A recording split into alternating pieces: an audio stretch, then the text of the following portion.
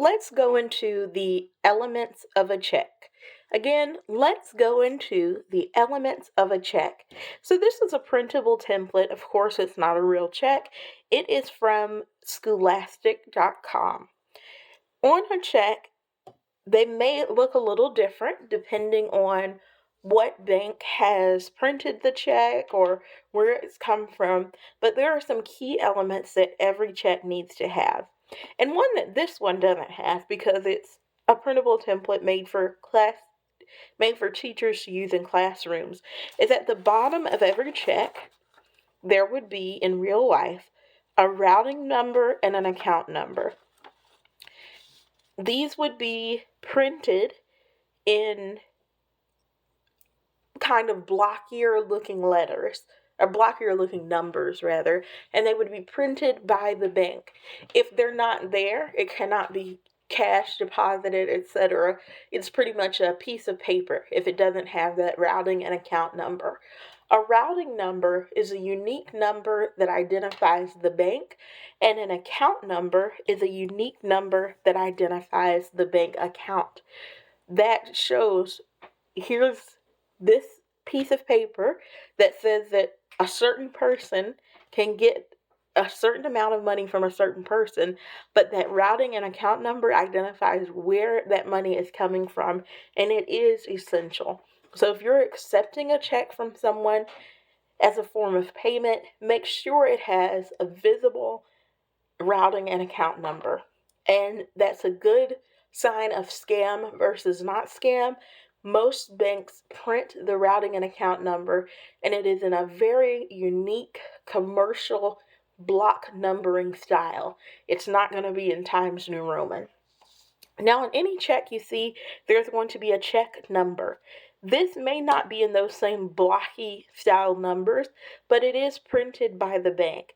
The check number does not really have any bearing on the monetary value of the check, but it does create a system of record keeping that's really good for the person writing the check.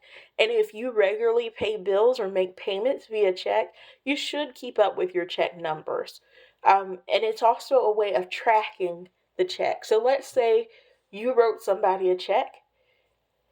They say they cashed it, you said they didn't. You can use that check number to identify, has check 1234 been cashed or not? And that can work both ways. The check is also going to include a date. This is essential. You may be giving your landlord money on January 5th of 2026 because it has that date. The landlord cannot take it on January 5th of 2027 and cash it again. So putting the date protects you. And, the year part of a date, it's wise to write out the whole thing. It's not as easy to do at this point in history, but there was a 2026, there was also a 1926. Mind you, that's a 100-year difference, but writing out the full date in month, day, year format. So in other words, 2 digits for the month, 2 digits for the day of the month, 4 digits for the year. That offers you a little bit of protection.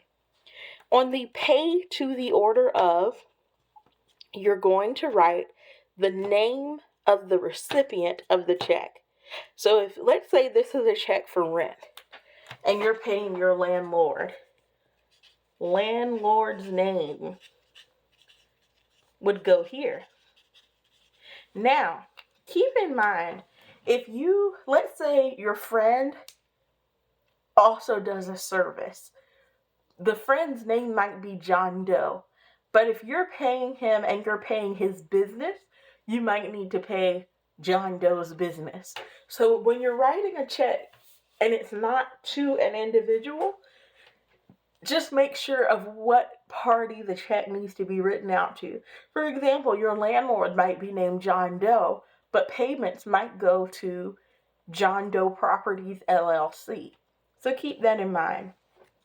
There will be a square section, or sometimes it's open, Checks have a standard format, but they're allowed to have different stylistic elements.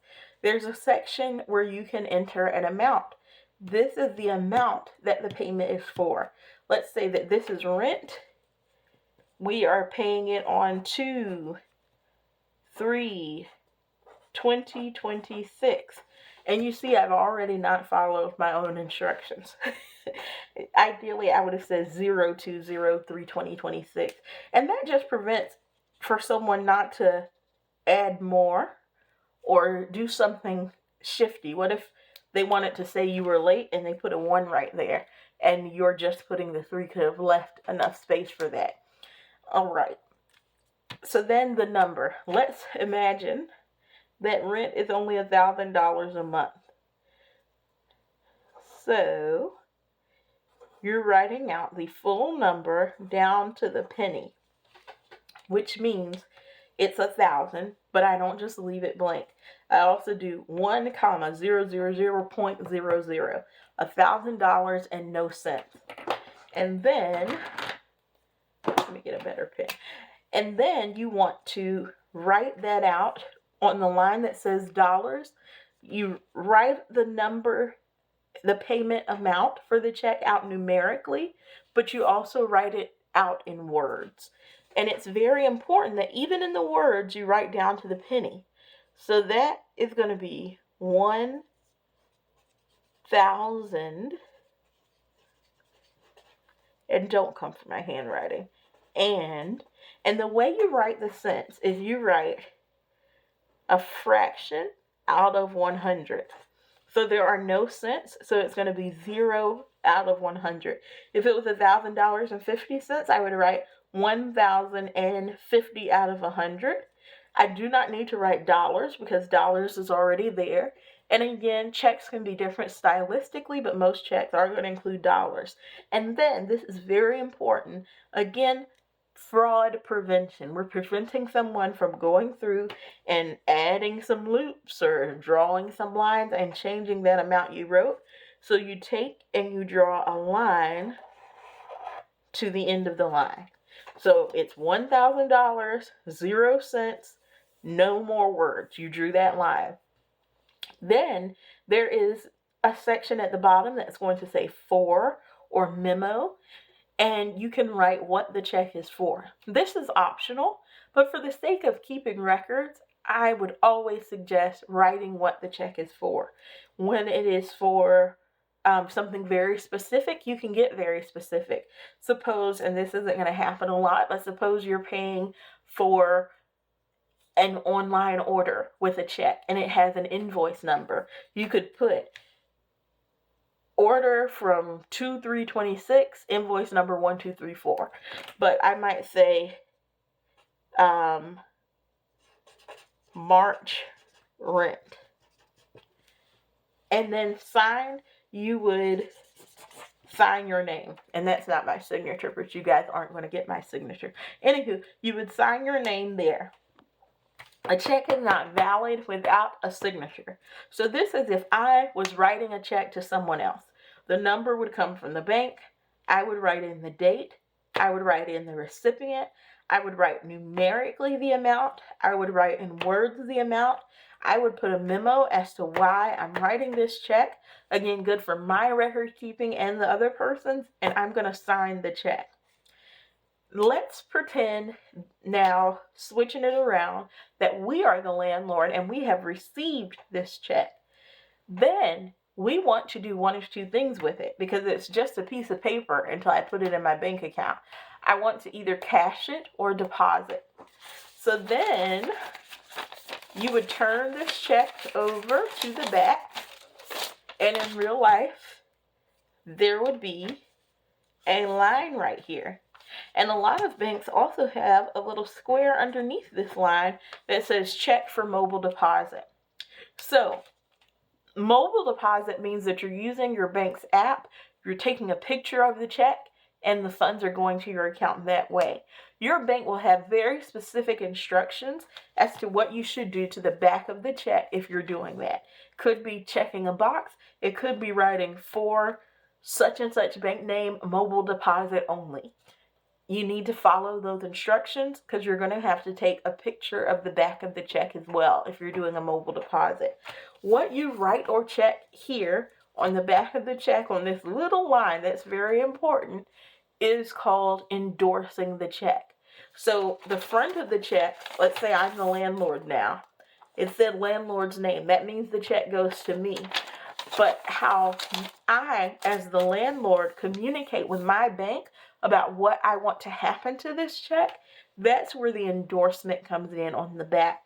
So if I wanted to do a mobile deposit, then I would follow the instructions on my banking app for a mobile deposit. They're not always the same for every single bank. If I wanted to deposit my check in the bank and I'm going either to a cashier or I'm using an ATM, then I would endorse it by writing out the words for deposit only on that line. If I wanted to cash the check, meaning I want to give this check to the bank teller and the bank teller gives me $1,000 in cash, then I would need to put my signature on this line, and that is me, the person who is the recipient of the check, endorsing that I'm agreeing to have it cashed. So that's what you need to know about a check. Make sure you write out everything you can write out in full. Always draw that line after the written money amount so that no one can add to it.